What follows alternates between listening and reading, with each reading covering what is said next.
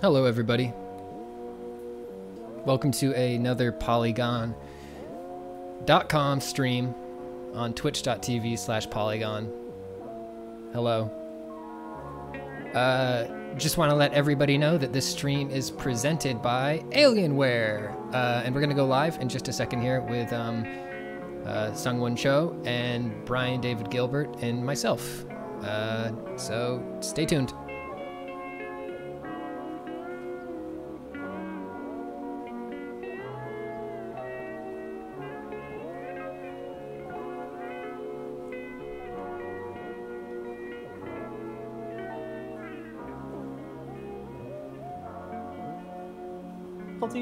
Oh yeah. Hello. That's like, hello. Hello. We're live. Oh, okay. Hello. We are Well, live how's it now. going? We once again we've done it despite all the naysayers saying that you could not stream gaming content on the internet. We've invented a solution. Stick it to the man. I like it. Yeah. Oh, let me turn this air Doing conditioner it. off. There we go. That's good. Ooh, I time to get also turned sweaty. my air conditioner. I left on in this room for like an hour, and I closed all the doors. And I can tell you, in the past 10 minutes, it is already hot in this room. Well, enjoy the next hour. Yep. Do you mind if I turn on like 10 fans, just like right by my microphone? Yeah, feel free. You know, Okay, anything cool. to make the guest comfortable is what we say here. Yeah. If you have any fire alarms or fire detectors in your smoke detectors, that's what they call I'm them. thinking a couple fire alarms. Maybe have like some cars drive by. Ask the guy outside to mow and cut grass and shit. Yeah, that'd be great. Yeah. But What's the worst noise to have going on when you're trying to record a thing? Oh, it's definitely gardening stuff outside. That shit is the worst, and I'm usually pretty lucky, but every now and then you get fucked on that for sure. Yeah, that's bad. Yeah. I've in my apartment, since I'm like I've always found that arguments going on outside, that's happened a few times during recordings. It's added an element of like angry energy to my performance, though. So Yeah, try to live with it. you should like really capture the sound on it and like just make it a big thing. Add them as characters. Use that. Yeah, it's atmosphere. Yeah. I just realized, should we introduce SungWon Cho? Since we've just been bullshitting for the past 5 minutes. I did a little one pre-stream, but you should do another one. Okay. Well, this here is SungWon Cho, also known as ProZD. Would you like to explain a little bit more about yourself, or do you want to just let it ride? Because I feel like everyone knows who you are. I can introduce myself. I do voice acting and YouTube. You've probably seen my face maybe somewhere and been like, oh yeah, that guy. I know who that is, kind of. Skits and stuff like that. And it's my jam. It is. Also, what I think is very important to discuss right now is before this stream started. Oh yeah. We were talking about playing Granblue Fantasy Versus, and the way that Pat pitched it to me was that Pat was like, "Oh, it'll be great because SungWon loves anime, and it's also like a gacha game, and like it'll be like a lot of his interests." Fully unaware that someone voices someone in this game. Yeah. So when Patrick had the stream up, I was like, "Oh, is my guy playable in this mode?" And he's like, "Wait, you're in this?" And I was like, "Is this a bit?" Because you guys one of you sent me an email and was like, "Oh, we could try Granblue Fantasy Versus." It's it was me too. I explained in the email what it was. I was like, it's a spin-off of a gacha game, which I know. Jesus. We do our research here at Polygon.com. Clearly, I can tell. And I was like, yeah, I'm familiar. Sure. I think the good thing is, I think that means that you're inescapable as a. I am fucking everywhere. Like even in video games where you don't expect me, it's like, this guy again. Oh, yeah, that's great. I personally love the fact that like there's now this whole element. I feel like a lot of people like our generation growing up with cartoons would sometimes be like, oh, I recognize that person from like a different cartoon. But now I feel like people are getting like, oh, I recognize that voice from that like really good Vine that like, like was that I can't. And then It's truly great. I love that aspect. The fact that you Yeah. have not only like a thriving voice acting career, but also like a thriving internet celebrity career is true. Well, we'll talk more about it. Yeah, is what I'll say. We're going to touch on it a lot. Want to watch some interactive animes? Yeah, I would love Sure. that. let's Yeah. hop What is into this? It's Granblue Fantasy Versus. You're gonna love it. Okay. It's Okay. anime, and I know you love anime. And Yeah, it's I'm familiar. It's a spin-off of a gotcha game, which I've heard that you What's also a gotcha enjoy. game? Oh, okay. Yeah. Yeah, I'll catch on as we go. Cool. Now, serious question though. Do you play this game already? Like, is this a game, or is this a game you're playing for the first time? This is the furthest I've played into RPG mode. I'm like not good at fighting games, but I have a friend who's trying to get me into it a little bit more. I'm learning. Like, it's impossible for me to go a day without talking about it, but I'm like learning Tekken now, so like the idea of learning another fighting game is like horrifying. But occasionally I'll pop this one on and like play RPG mode, or like look at the incredible like animations and ultras and stuff like that, because they all look so fucking good. Yeah. All right. Pat, have you swapped over to the video game? Hey, screen? you know what? It's just like the old days. Just like the old days, we're just getting back into it, which is me watching the stream every now and again. To know, if we've decided to mute us entirely for like 6 to 7 minutes, that's just part of the flair of a Polygon stream, baby. It adds character, which I appreciate. Everybody wants. I'm all not the looking at edges the stream sanded at off. all. I assume we are on screen and people Yes. can hear us, and there's a video game on screen. Yes. Okay. We've got all of it here. So I want to talk to you about obviously voice acting, specifically for this game. Okay. How did it like come about to you? First and foremost, like how did you get the job, and then like what was the job actually like? I got the job. I was sent the audition, and I auditioned for a couple characters. But Basaraga was the one that I booked, and then it was really fun. Actually, it was a lot of screaming, a lot of like efforts and stuff. But the character is really fun to play, and also this was one of those jobs where you get to like. In some sessions, they like will play the Japanese, and you get to kind of like copy the sounds or whatever on your end. So Yeah, it was fun. that's nice. I want to focus in on efforts, and because that's I think what I'm most interested in here in like a Sure. fighting game. Sure. How did you do that? What was the experience like of just being like like I don't even know what it's like. So I do want to know how you grunt in different ways.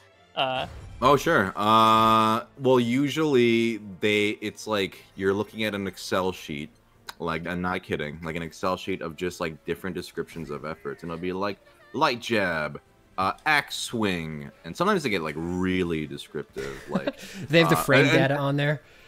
well, no joke, like in a lot of cases, because this is a fighting game, you have to get efforts within like a certain second mark.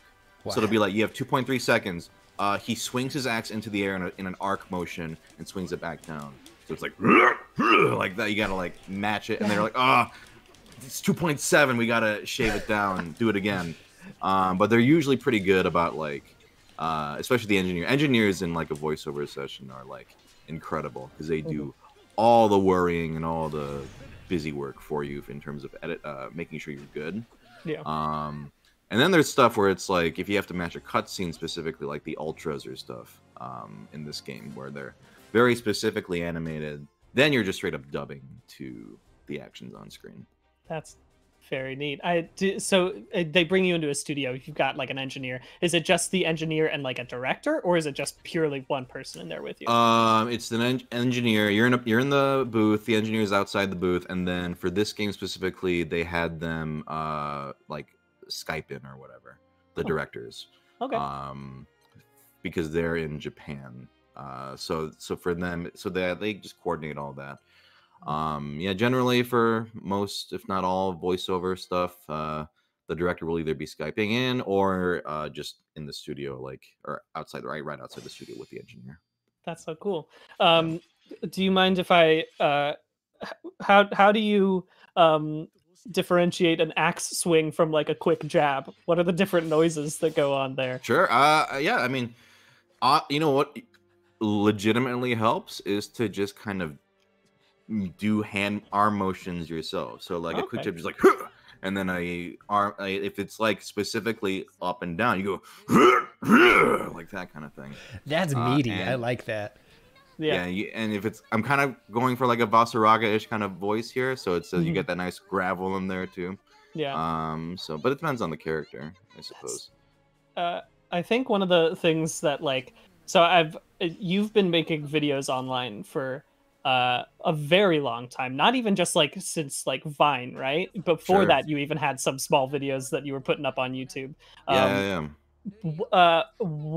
At what point in your life did you realize you had a kick-ass gravelly voice?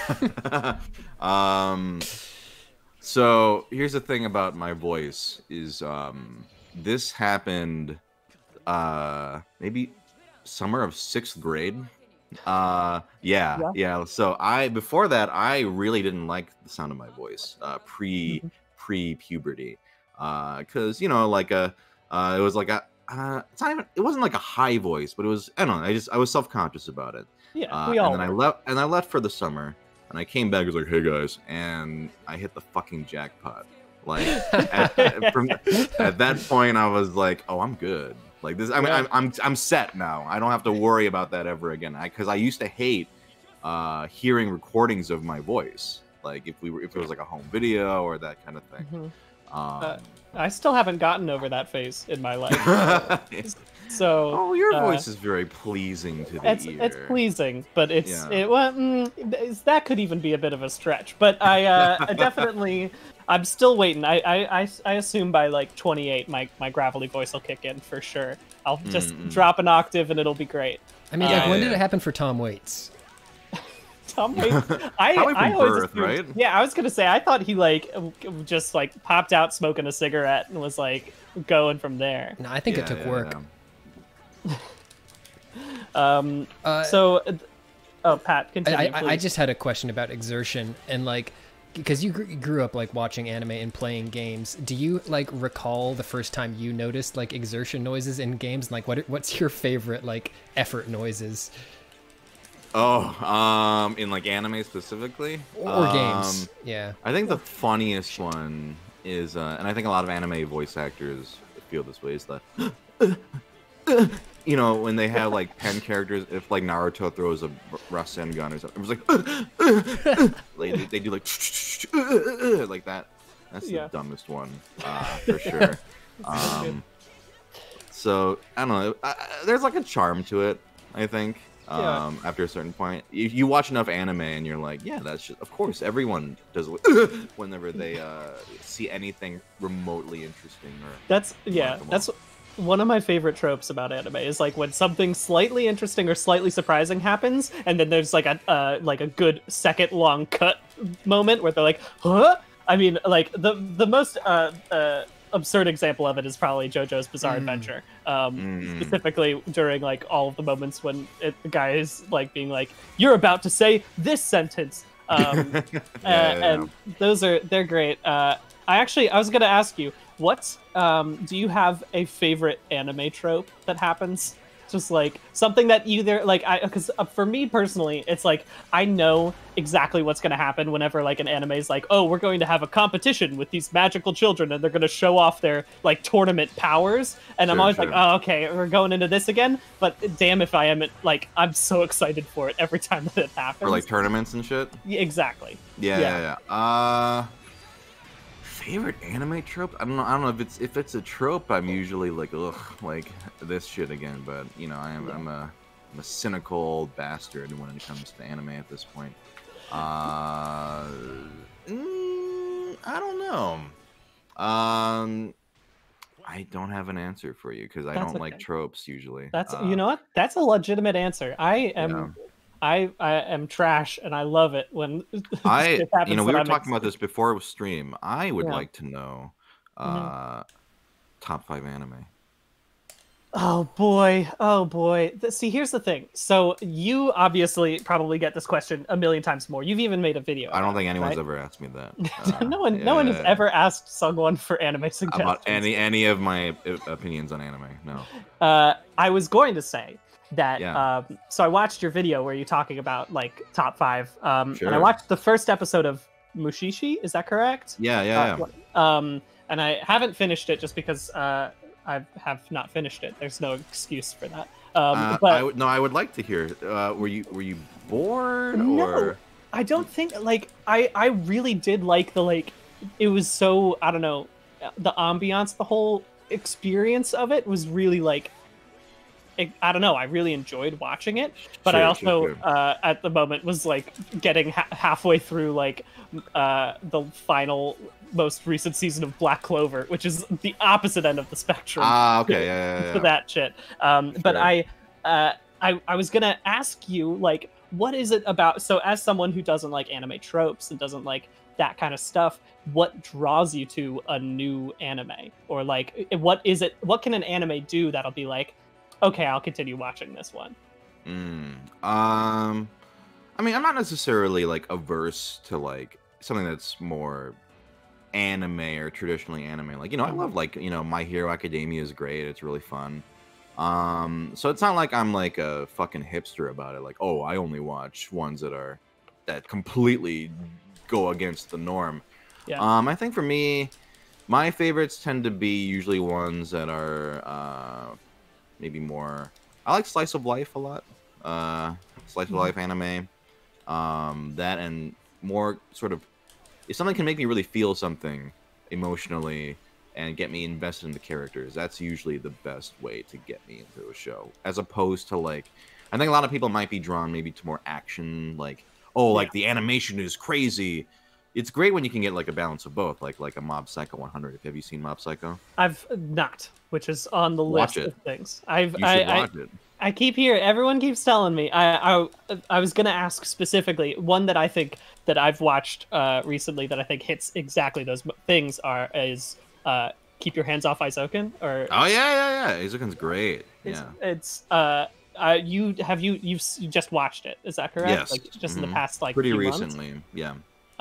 That one, part of me wants to like tell people like, oh, only if you've watched like anime before, since it's about like making it, like you'll get even more of a like interested in it. But that being said, I also partly think like it would be a great thing for someone who's never watched anime before to just like immediately connect with it and like give you a bigger like, I don't know, a more context for the whole like art form, because it's truly one of the best things I've seen. Like that was like a light for me in like late March when I was watching it. I was just like, this is so pure and wonderful, and I love everything about it.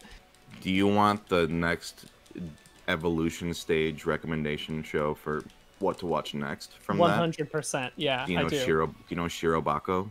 I do not. Shirobako is, if Aizoken is like the childlike wonder of making anime, Shirobako is the cynical, soul-destroyed adult version of making anime. But it's wonderful. Like it's still, it's literally just about people making anime, and it's a very realistic look at what it's like. The grind, the like, the issues that they're constantly running into. It's very, very good. I would highly recommend it. If you liked Aizoken and want even more insight and even more appreciation into how anime is made, highly recommend Shirobako. That's a good. I've again put that on my ever-growing list of anime I need to watch. Sure. But you also did not answer my top 5 anime. Top question. 5. See, I don't even know if I've like watched enough to feel like, because I've only seen, so like you don't have to impress me. I just want to hear your honest. I won't impress you. Is the thing. I can guarantee you, I'm not going to. So let's go ahead and put Aizoken or up at the top, because right now that's like the most currently in my brain. Since it's literally right behind me as an excuse to show my tiny little gunpla, I think just as in nostalgic, Mobile Suit Gundam Wing was like my favorite as a child. I just realized I pointed this away from my thing. I just want everyone to see how much work I put into my little figure. It's very impressive. But I think after that, it's, I guess so. Like, I feel like I have too much of like again nostalgic attachments to certain animes that I watched throughout my life. So like Naruto, I didn't even finish that, but like I watched so much of that in middle school that it's just tied to that moment in my life. How far did you get? Because I didn't finish it either.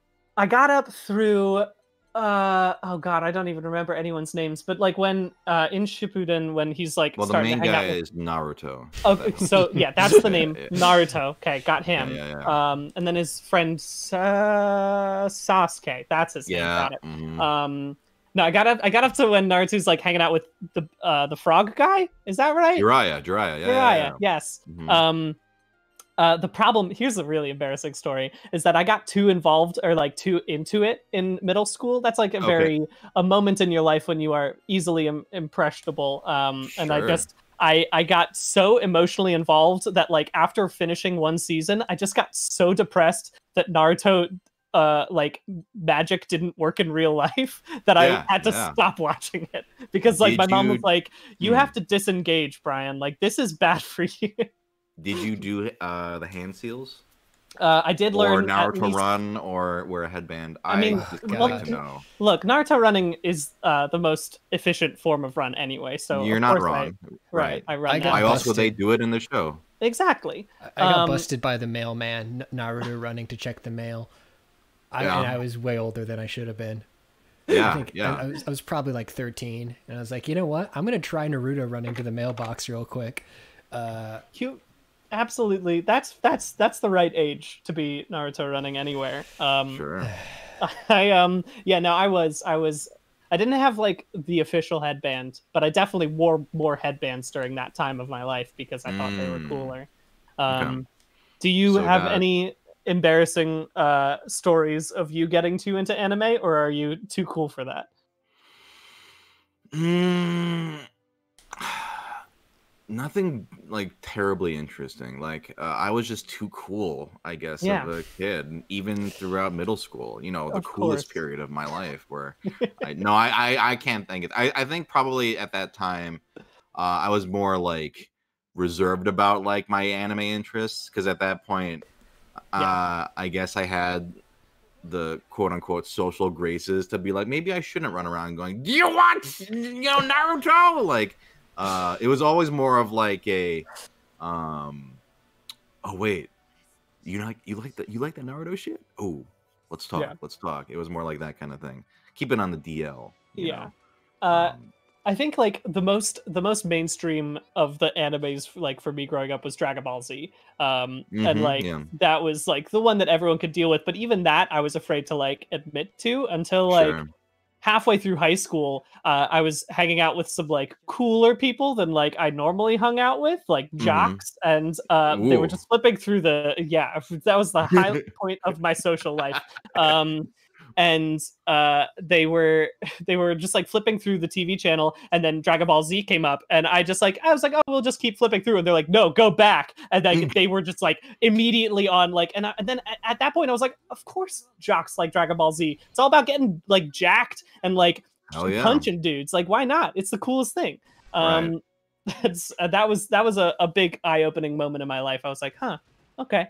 Well, here's the thing about like nerd shit, right? Is like there's this period in like, because you know when we were all kids we loved Pokemon, right? Yes. And then in middle school it's not cool like that anymore. You're like, oh, what's that yellow rat's name again? I don't know. It's like kind of like what you do with Naruto. I think you definitely know all the Naruto characters' names by heart. I could list list 5. 10. List 5. Okay. Sakura, Sasuke, Naruto, the main ones. Jiraiya, you told me that's a cheat. Sure. Oh, come on. Zabuza? Yes. Right? Yes. He had big sword with hole in it? Is that correct? Yeah, big sword with hole in it. That's big the sword guy. with hole in it. That's the guy. Yeah. Okay. All right. So yeah, you go through that kind of phase where you're like, I don't know what that is. And then high school, college rolls around, and then it's cool again because it's nostalgic, right? Yeah. It's like, oh, now it's like hip again to remember Pokemon, and it's like, I was just like, bitch, I knew what Pokemon was all the way through. Fuckers, like, you never forgot about Pokemon. I never forgot about it. So we have on your list Eizouken, Mobile Suit Gundam Wing, and Yes. Naruto. 2 Naruto. more. Full Metal Alchemist again. Which just because one? The original, because that was during again middle school for me. That I watched through. I'll allow it. Okay, I will. Should I go back and watch Brotherhood? Is it the same? Oh my god. I'm sorry.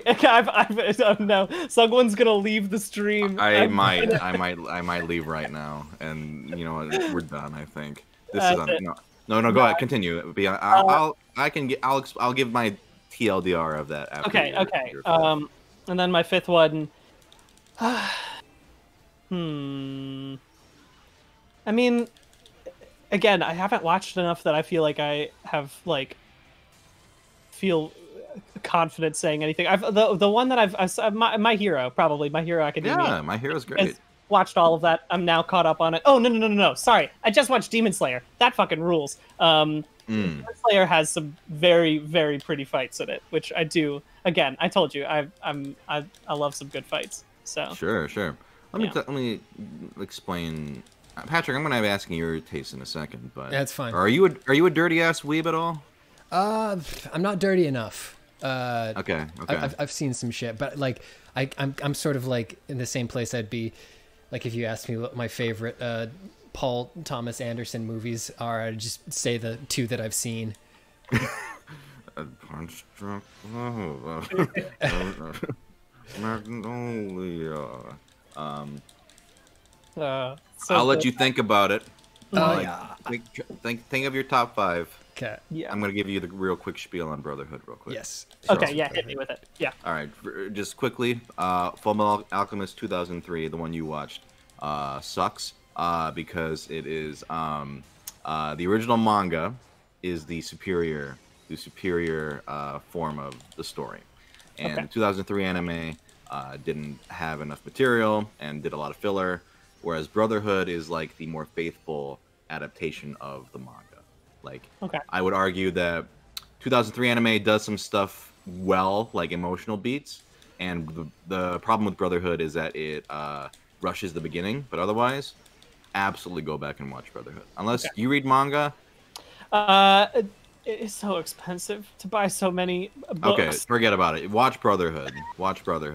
I highly recommend it. I'm just going to recommend this whole stream is just going to be recommending honestly, 80 anime to you. I'm just hoping a Word document so I can list all of these things and I can put it in as SungWon's suggestions for things that Brian should watch. So first one was Shirobako, is that correct? Mm-hmm.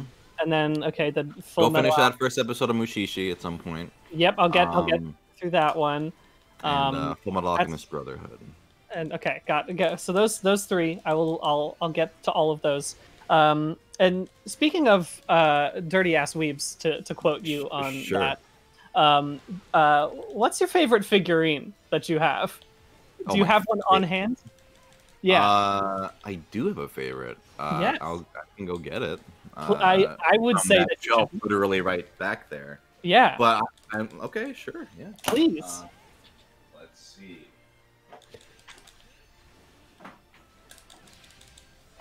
Yes. Wow. I just want to mention. I just want to mention that the whole chat is currently just anime suggestions for Brian. It's too much.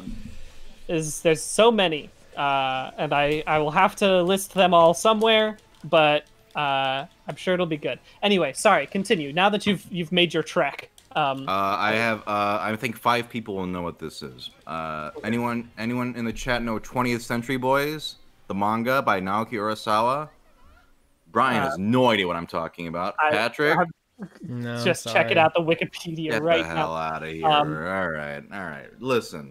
We've got a couple people in the chat saying, I know of it, which is, I appreciate the honesty. That's what you say, like, when somebody asks you if you've seen a film, and you say, I've seen parts of it, and you've seen the trailer. Yeah. Yeah. I love Paul Thomas Anderson. So Inherent Vice, I've heard of that. This is the main villain from 20th Century Boys. He has a real felt suit. Ooh. And he comes with a box I'm not going to grab that I still have. And he comes with a bunch of props. And he was not cheap because no one knows what this is except the people who read it, which apparently are 2 people in the world. I'm just going to have him here. I don't even know if you can see him in the crop, but I don't care. He just know that he's here watching. His presence is well. Yes. Yeah. I would say that is my favorite one. I mean, there are other good ones, but this one was my pride and joy. And no one can appreciate it in this chat, I think, at all. Maybe one guy is like, yeah! But for that one guy, it means a whole lot. And that's listen, I used to wear the thing he has on his face is a very important symbol in the manga. And way back when I used to go to anime cons for fun, I would wear a shirt of this, and 2 people might recognize it, but you knew those 2 people were true blue motherfuckers. Were like the real. They had good ass taste. That's good. It's really, yeah. It's kind of just like a test they must pass to come up and say hello to you. Really. Sure. Well, this was before anyone even knew who I was. This was just like pure like fandom. Like like same hat, the same hat kind of thing. Same hat. Yeah. That's Patrick, top 5. Oh shit. Okay. Go real quick. Just whatever you. These are all very basic. Dragon Ball Z, first arc, incredibly good. One Punch Man first season, hilarious, so fucking funny, so good. First couple seasons of JoJo's, great. I watched FMA in college and I loved it. Samurai Champloo, really good. All right. And then for manga, I'm a big Dark Souls freak, so I started I kept hearing over and over again how important Berserk was to the creation of Dark Souls. Okay. So now I've got 4 massive Berserk volumes that I've read through all of, and it's insanely grim. Funny that you mentioned that. I am reading it for the first time now. What do you think? I really hated the first 3 volumes. Okay. Yeah. Like it was very, like you said, very edgy. But as soon as it jumped into, well, I won't spoil anything, but like kind of what the meat of the thing is. Yeah. I'm appreciating it more now. Yeah. So when you say first 3 volumes, do you mean the first mega volume? Okay. Yes. Yeah. So the first, Okay. Like where he's just like, I'm good. I got a big sword. And it's like I don't care about any of this. But did you voice him? I did, yes, in all the versions. Yeah, I'm good. So yeah, I hear it. I get it. Yeah. So Berserk. Any other manga? Either of you? Ooh, Dungeon Meshi rules so fucking hard. Delicious and hell yeah, that's great. You know that one? You do you? It's basically a manga where a adventuring party goes deeper into a dungeon, but they're poor. So they have to cook the monsters they fight to keep going down. I do like. It's fantastic. And the monster recipes are all so detailed and they put such an incredible attention of detail into the food that they make out of the monsters. The characters are so great, and also it feels the most out of any fantasy property I've looked at. It feels the most like a D&D campaign, and that there's just so many practicalities that they have to deal with, and they don't just gloss over them. So they're talking about food supplies and it's like, how do you eat living armor? How do you cook that to make that a meal? So good. That's a good chapter. Incredible. I love that. Do you have any suggestions for? So now we've discussed animes and we've discussed manga, and I feel like if there's 1 or 2 people in the chat that do not watch anime or read manga, do you have any suggestions for entry level things that everyone can get into and be interested in, and that will pull them in and make them want to check anime? out things? Yeah. Have you ever heard of one called a Cowboy Bebop?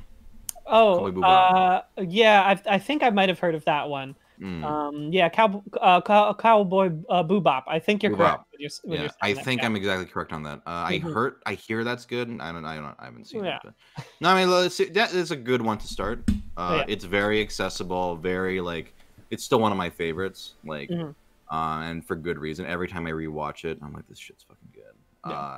Cowboy Bebop is the easy answer, but I would say I know My Hero Academia is very popular for very good reason. Like, fun characters, amazing animation and action, you know, and the fact that it's kind of inspired by American comics, you know, superheroes and stuff is helpful, I think, to help people sort of jump into it. I don't know. I feel like all my favorites are like really hard to sell. So I'm trying to think of ones like what is like the easiest shit to sell. Like what is the one? I've heard it from like lots of different people, but it was also in your top 5 anime that was about. It's about a specific board game or something of that nature. Chihaya Right? Furu. That's the one. What? Yeah. Tell me a little bit about that. Oh boy, you're gonna lose all your stream viewers by this description. Chihaya Don't worry, Furu. we've been diving into anime for so long. They're already long gone if they. Sure. Yeah. I've accepted this. Chihaya Furu is about a. Okay, I promise you, this is my favorite anime of all time. Okay. So I promise you, this is. I've never had someone watch this and have it fail. All right. With that said, let's dive in. It's about a Japanese poetry card game called Karuta. And what the game is there's the 100 poems. They're like these famous poems. And on the cards, they have like verses written on them. And a reader will start to read a verse, and you have to hit the card that has the other part of the verse first before the other person. Like, I've seen this game be played in real life at like a street festival. It was fascinating. But it's like, yeah, you have like cards in front of you, and if you can hit the card, and it's like first syllable, they'll be like, bah, and then, just like they'll immediately go hit that shit. Okay. I'm making this sound a little more exciting. Maybe this is the way to describe it, how it actually is played. I'm interested. Yeah. The anime does not require you to know anything about it beforehand. It explains it to you as if you were like a newcomer. And it's genuinely one of the most heartwarming and exciting anime I've ever seen.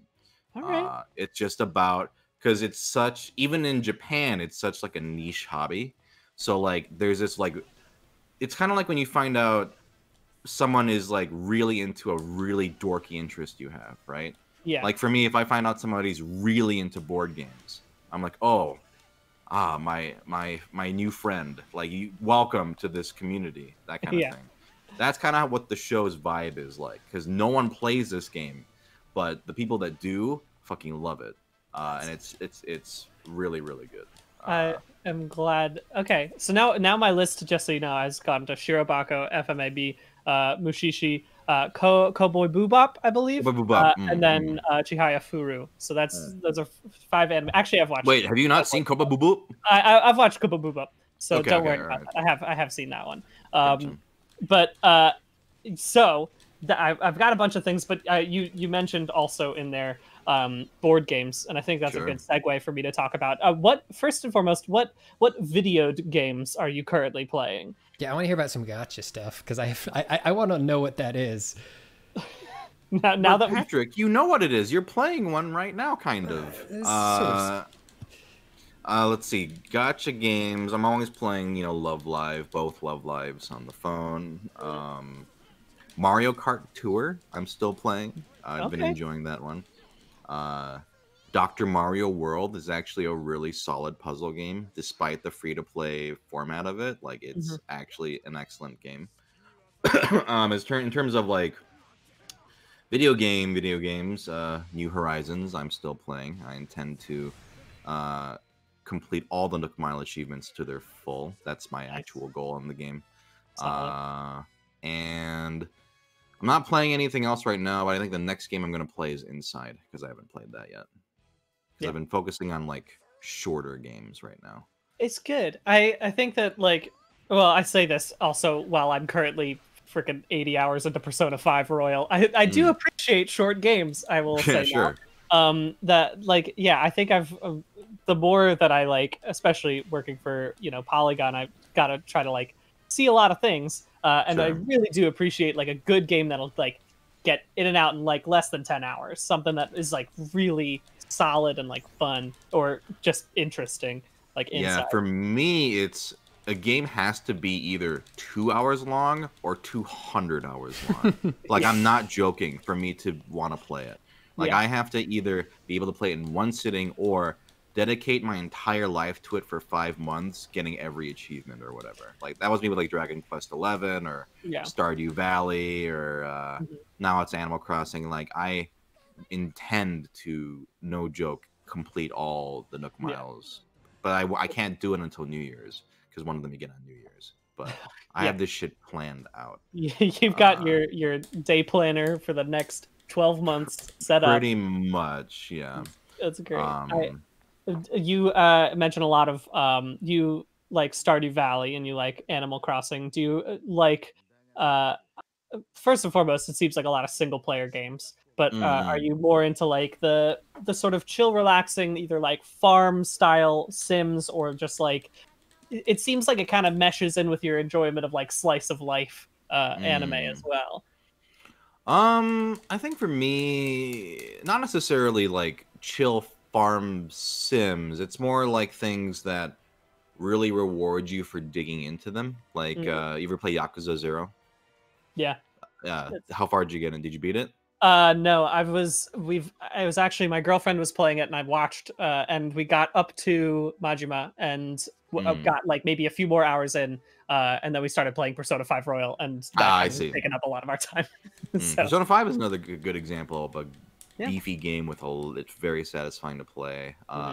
Yakuza 0, I 100%ed that game because I loved it that much, and that's what a crazy person does. I don't know. I mean, you played it. You saw the ridiculous like a lot in that game. Learned how to play mahjong. I learned how to do a lot of things for that. Did you do the slot car racing, or is that a different one? Oh, I did the slot car racing. Yes. Okay, cool. I did that in Zero and Kiwami. So yeah, it's generally like, for example, Fire Emblem Three Houses. I played like 5 times to go through every storyline and try to max out all the social links. So generally, if a game has like, here's a giant list of things you can do and will reward you for doing them, I'm generally sunk in. Like, also Slay the Spire is another one I've been really enjoying. Spire is so good. It's so good. I've never enjoyed like a roguelike in that sort of way, but for some reason that game just is unbelievably, I just want to play it constantly. It's so I have good. A friend who got all the achievements, and to me, you know, I think it took him, no joke, 420 hours to do it. Nice. And when I heard that, I was so inspired. I was like, now I kind of want to go and do it. And even though that sounds like a madman's errand. Truly, I do love that game very much. I love Fire. Oh, sorry, Pat, go for it. No, I was gonna say I have a little question here, and that's I've got Vasaraga out here, and if I were to turn down all the music and turn up his just leave the voice, would you be able to give us a little director's commentary on what we're hearing here? Sure. Let's do it. Yeah, of course. Yeah. So I'm gonna turn that music all the way down. Yeah, I'm also gonna bump up a second. And it's in English, right? Oh yeah, I'll have to jump out to the main menu. So continue while I do that. Okay, that's important. That would be important. I didn't do the Japanese. So. Did you mentioned Fire Emblem? I love Fire Emblem in the fandom because, like, you know, to an outside observer, if I was like, oh yeah, I played this strategy anime visual novel style game for 80 hours, they'd be like, that's a long time. But if I tell that and I'm like, oh, I only went through one of the houses in 3 houses, the Fire Emblem fans are like, what, you didn't play the other 2? Did you do the DLC? Like, yeah. Did you do the other 2? I did not do the other 2. Which house did you play as? I played Golden Deer. Okay. I was one of the only Golden Deer in like my friend group, and so I was like, I have to, you know, I gotta make sure. That's probably the most satisfying run, I think. It's fun. I enjoyed it, although it was, you know, in comparing it to people who played like like either of the other 2, like I would be like, oh yeah, it was really fun and happy, and they're like, what about like when your leader goes through like a terrible emotional crisis? And I was like, oh, that didn't happen in mine. Mine was pretty straightforward. Who'd you fuck? Raphael, the real questions. obviously, the big boy. Okay, that's a good choice. Yeah, I mean, it was destined from literally as soon as they started releasing people and they showed Raphael and he was just like, all I want to do is eat. I was like, that's the one I'm gonna romance. You just latched onto his chest and was like, that's the one. Yeah. How about you? I've played so many times. Yeah. In which of your timelines? Who did you remember? Let's see. Throughout my many lives, I've married Edelgard. I've married Shamir. Okay. Who else? I did Yuritsa in one run because he was added. Yeah. Who else was there? Hilda, I think, at one point. Dorothea. So many. I've just conquered all these Fire Emblem characters. That's how many runs have you done now? I've done at least 5. If you cannot remember how many runs I did, I played all 4 main routes, and then I believe I did another run because they added maid and butler outfits and some DLC. Oh yes, because I went to play because they added Yuritsa and a bunch of new stuff like the sauna and stuff. So like, oh, gotta do another run. And then I still haven't played the new DLC yet. The new one. Where they added those Bleach characters or whatever. Or they look like Bleach characters. So I need to play that. And that'll probably be my 6th. All right, is am I listening to this now? We're in. Are we ready, Pat? Yeah. All right, here we go. You might want to put the voice then up all the way on the... Yeah. Sound settings. Let's crank that voice. Can you do an ultra? Do you know how to do an ultra? I think I do. All right. The ultras are fun. Ow! Oh. Yeah. There he's... Ooh. You hear that? That's you. Yeah. Do you ever play games and point at the screen and say, that's me? Let us fight. That's me right there. Yeah, right now. The feast do it. begins. Bloody moon. Damn, good fuck.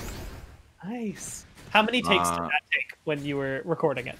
Generally, let's do this. I think the general norm is usually like 2 or 3 takes each, unless they really need, like you to really nail it. Do another ultra. Yeah. I know there's like a couple fun alternate lines. Begins. Oh, not the same one. Bloody moon. There's one where he's like, "Will you live or will you break?" The feast begins. Damn. Okay. Are there different ultras or something? I actually have not played the game.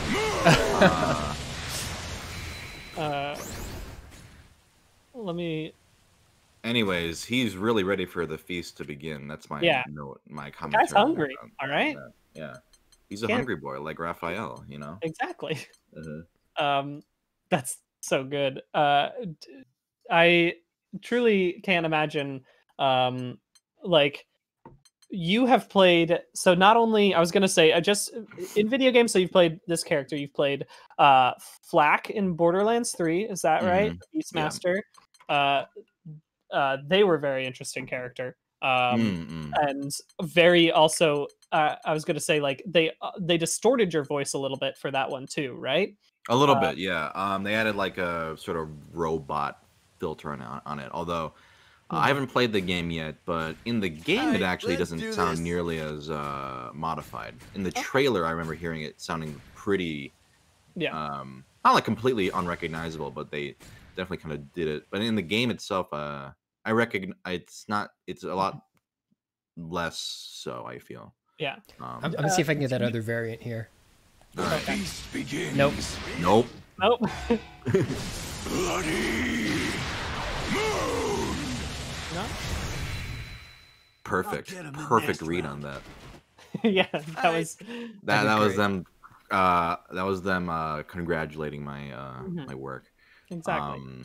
What were you gonna ask though? I was gonna ask, do you have a favorite character that you voiced? I'm sure you get this a lot too. But like, was there one that was super fun to do? They were all torturous, just miserable experiences. I mean, I don't necessarily have a favorite, but it's more like I there's just like fun moments, I guess, when Mhm. recording, right? Yeah. Like, and it sounds like a cop out, but it's not necessarily. I think, well, I mean, at this point, because I've voiced Flack for so long, like it's kind of fun knowing like already instinctually how the character will say certain lines, I guess. Yeah.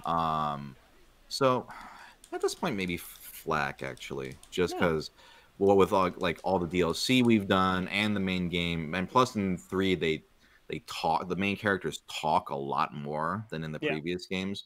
So I mean, at this point, like I know everything that happens in the game. I just haven't played it because Yeah. I like they have reaction lines for like every possible mission and scene. Wow.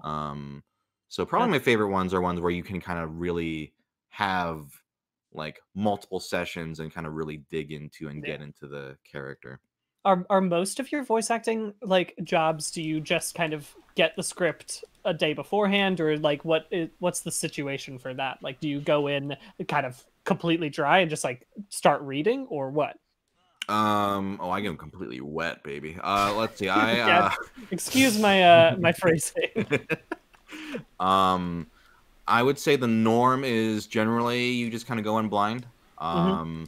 But with traditional animation like cartoons, Hmm. they'll usually send you the script beforehand. Okay. Especially if it's one that has like storyboards that they need you to see. Mhm. Then they will, not always, but most of the time they'll send you like the script beforehand.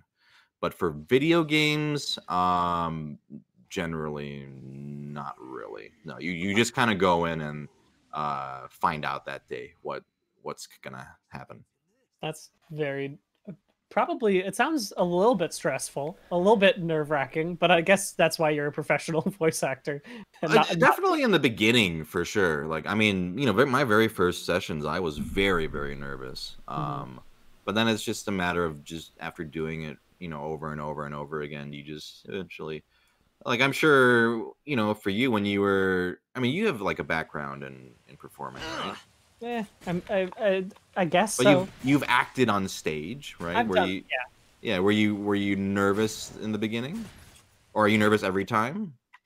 There's always a little bit of nerves, I feel A like, little right? bit, sure, but obviously as you just build experience or whatever, Yeah, it becomes more comfortable. yeah, At this point, I would say I'm only nervous if it's like if I haven't booked it yet, but it's like a callback or something like that. Then yeah. obviously nerves really build up. But otherwise, if I have the gig, it's like, well, let's just go in and Yeah. have fun. It's not like they can fire me. All right, I They think I might can. have got it. Ready? They absolutely could if they wanted to. Here we go. Uh, Oh, you got it? Begins. did No, you. oh, Bloody He said the feast begin. No, Down. I don't know what that means. this. I still didn't get it. All right, I'm gonna hop back out to the other mode. All right. Yep. Well, it was good. We got to hear that one line a lot, so we could really enjoy it. Yeah, we Really really understand sink our now that the teeth feast has into it. begun. Yeah. Bloody kind of- moon. Yeah, we got to. I'm writing my thesis on that Bloody Moon line delivery. Yes, yes. And really, they say you have to rewatch movies 3 times to really get them, and that's how I felt with that Is that what specific. they say actually? I've never heard that. I've heard some of my more like cinema film school friends. Yes, I see. But yeah. So so you've also done like I think what's interesting is that like you could play characters like that scary big boy Mhm. that we just saw, but you've also played a small cat king. Is that right? Yeah, in Radiant. Yeah, and also I was gonna say you were in Tuca and Birdie, right? Yes. Which is coming back, which is super exciting on Adult Swim. Yes, I'm very glad that when I heard the announcement about that. Super huge. Yeah. But like when you're swapping between like the intense King Dragon style deep voice and just like the goofy fun stuff, are you expected to do that all in like one day, or are you doing it in like different times? Like what's the way you get into that intense voice versus into the funny goofy one? In like, are you saying if I like voice multiple characters in a thing, Yeah, or? and if Mm, or just also in general, I feel like there's a lot of people who just like have just. I mean, a good voice actor, I suppose, could do a wide breadth of things, which you are obviously able to do. But like, mm. there are certainly some people who are just like, no, I'm the deep voice guy, and that's what I'm known Oh, for. sure, sure. Yeah, I think it's a common misconception. I think that a good voice actor has to have like 50 different voices they can do. I think really what's most important is like, can you act, right? Mhm. Um, but as far as like getting into like very different types of voices, well, usually what helps is they play a reference for you, like at the Yeah, beginning of the session. They're like, here's what we did last time, and then they play it. Um, and at that point,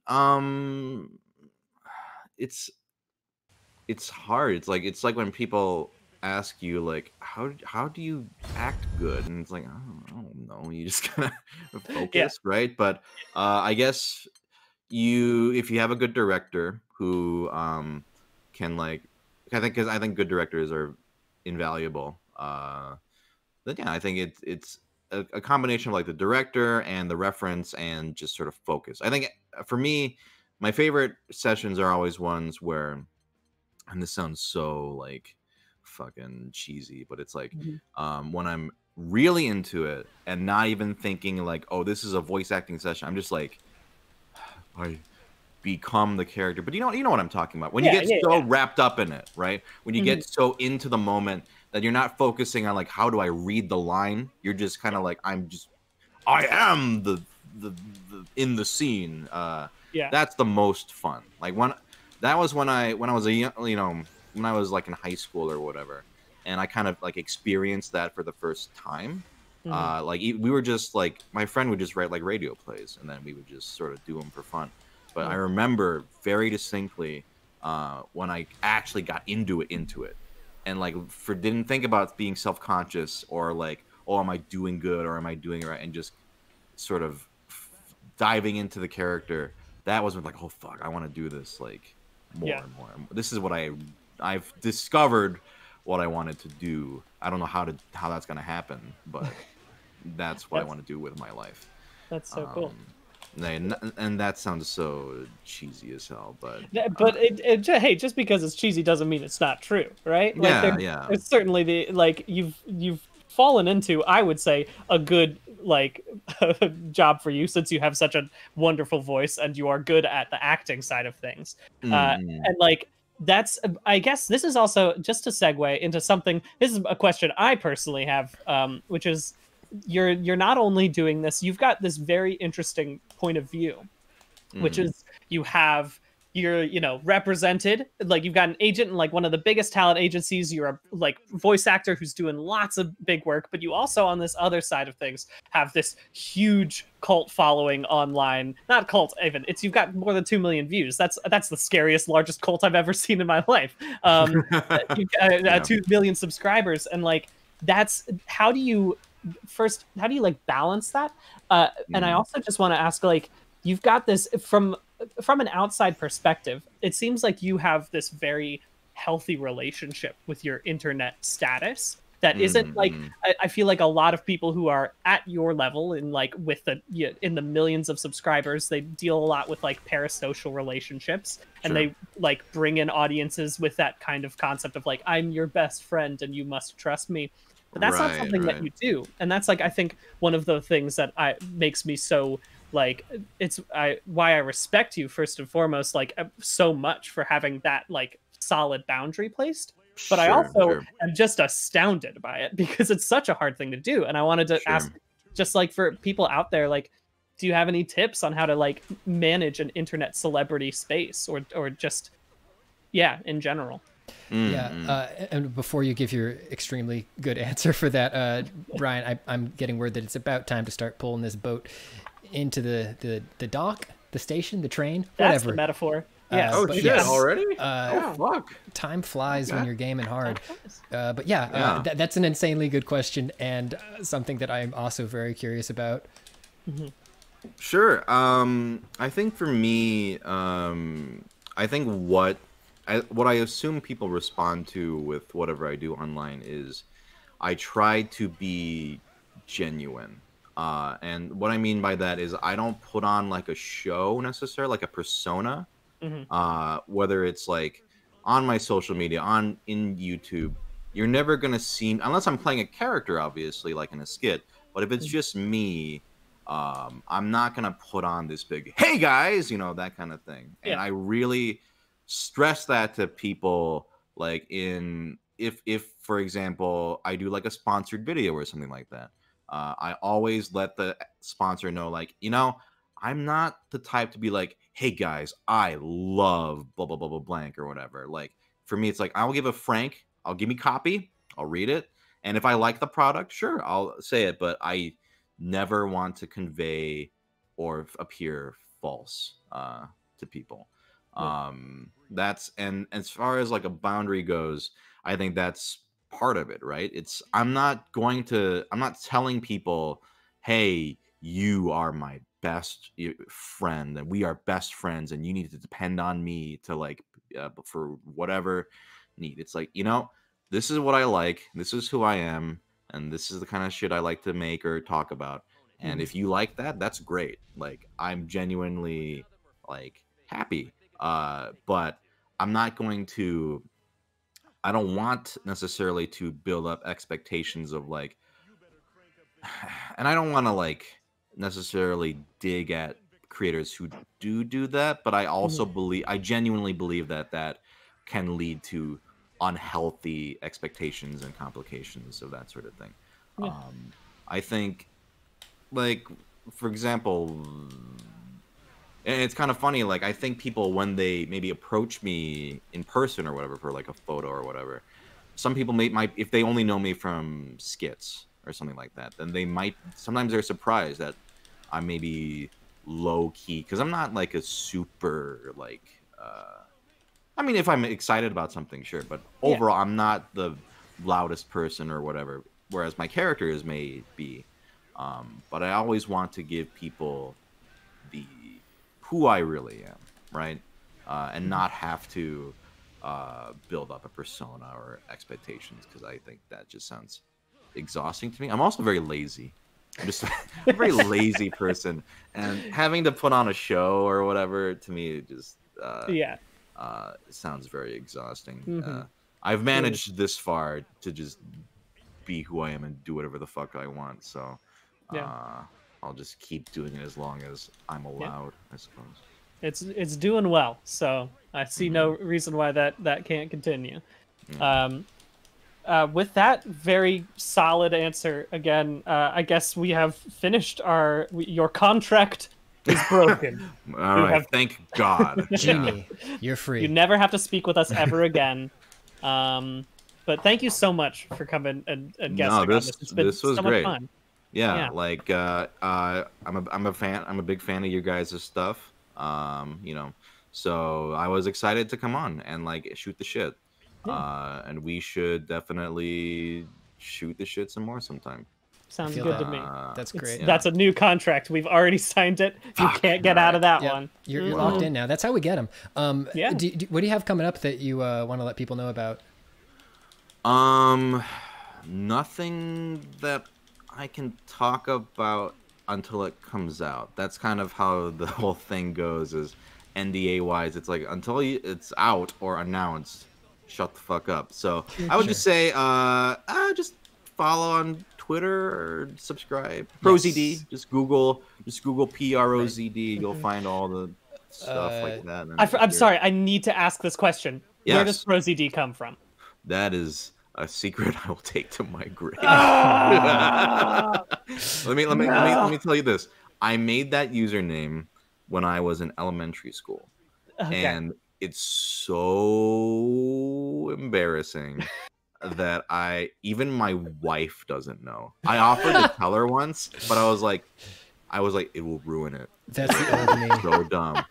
And she was like, okay, I guess I don't want to know. Oh, man. So unless we're married, Brian, unfortunately, even then I might not tell you. Yeah, okay, I get it. I understand. Yeah. Keep the ProZD origin in the basement under concrete in a locked box. Yeah, and then one day it's like, You killed ProZD's dog. And like it's so bad. And now everyone's gonna ask me, but you know I'm what? sorry. I apologize. I've opened Pandora's box. No, it's totally fine. Cool. And SungWon's Twitter and YouTube are down below this video if you want to follow, if you don't already follow. But yeah, that was great. Thank you so much for chatting with us. I need to get another Alienware plugin, but I'm going to excuse you before I do that because I don't need you to hear all this shit. All right. But thank you so much for joining us, and we will talk to you again soon. No, yeah, no, like no joke. This was great. So Nice. see ya. Take Bye. care. All right. Now I gotta re-swap in the. Yeah. Hang on. Here we go. Oh, just leave the cool anime person in. I'm going to leave the cool anime there. I just need to adjust a crop in OBS. That's the streaming program that we use here. Does this help you with my cropping? No, nothing you're doing is helpful. This is not helpful at all, Pat? No, not at all. Whatever you're doing is not helpful. There you go. Now we're getting it. Oh, God. Ooh, can you stop? Okay, there we go. Okay, Crop we're successful. good. We've recropped. Thank you, everybody, so much for tuning in to... this is the last of these sponsored Alienware streams. We had a lot of fun doing them. Yeah. And yeah, the cool thing about these streams, the thing that I mentioned at the end of the last stream that we did, is that normally streaming takes a lot of work. You know, people make it work, but it's takes a decent CPU, it takes a good GPU, especially if you're going to be playing games that are as beautiful as this. sorry, I'm distracted by gaming. I need to stop gaming. He loves to game. The point is, at the office, we have a lot of specialized equipment that makes streaming a lot easier, but we're doing this from home. And I was initially worried that, like, oh my God, this is not going to be easy with the space limitations that we have. But we're doing it all from that Alienware laptop. The specs are linked down below. And we're running the game and Discord and OBS and Voice Meter Banana and so many things on this machine, and it's not breaking a sweat as best I can tell. So yeah, there's the Alienware plug. Brian, how did you feel about that? That was great. It was a fun time again. Well, now that he's gone, I could say all the trash I have about him. No, it was wonderful. It was again great to. I've had like a few internet interactions with SungWon before, but also I am not at all surprised that he's as chill and cool of a person as I was expecting him to be. Yeah, that was great. Also, I can't fucking believe I didn't know he was in this game. It's truly the funniest thing in the world. I can't believe that was. It worked out great. The worst part is I just fucking explained the game to him in the email that I sent. I explained to him what Granblue Fantasy Versus was. Oh, it's so good. It's truly as good as it could be. You couldn't have made it better. It was good. I'm glad. I also now again have got my list of anime that I need to watch now, which is super helpful. Again, I will put this reading list onto a Polygon as well, so everyone can follow along as I am educated in anime. Nice. There's some good ones in there. Alrighty, I think we're gonna call it there. We're figuring out what streaming is gonna be as we move forward after this program, but we'll let you know if we have any cool announcements. But just wanted to say big thank you to everybody, and take care. Let me stop streaming. Goodbye. Goodbye.